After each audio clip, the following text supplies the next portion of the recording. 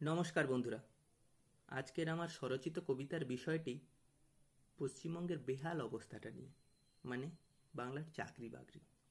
তাহলে শুরু করা যাক। খেয়ে পরে বাঁচার জন্য একটা চাকরি তো দরকার, প্রয়োজনীয়তার চরম সীমায় তাই চারিদিকেই হাহাকার।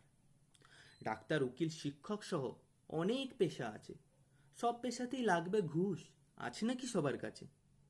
নামের পাশে ডিগ্রি থাকলেও আসে যায় না কিছু, টাকার কাছে সব ডিগ্রি করছে মাথা নিচু।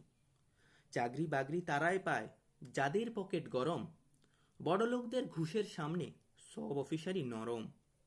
ইঞ্জিনিয়ার থেকে পুলিশ সমেত যাই হতে চাও না কেন, নোটের তাড়াটা দেওয়ার জন্য প্রস্তুত থেকো যেন।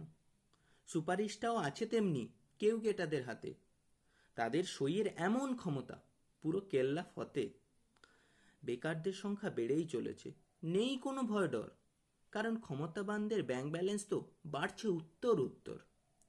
গরিব পরিবারের বেকাররা তাই কাজের তাগিদে ছোটে, পরিযায়ী শ্রমিক হিসেবে তারা বহির্রাজ্যে জোটে। তবে রাজনীতিতে ভিড়ে গেলে শুধু ফায়দা আর ফায়দা, কারণ ওই নীতিতেই লুকিয়ে আছে বড়লোক হওয়ার কায়দা। চাকরি ব্যবসা করেও এত উপার্জন করতে পারবে নাকি? এত কথা বলার পরেও কি বুঝতে আছে বাকি? নমস্কার, ভালো লাগলে সাবস্ক্রাইব করো কিন্তু।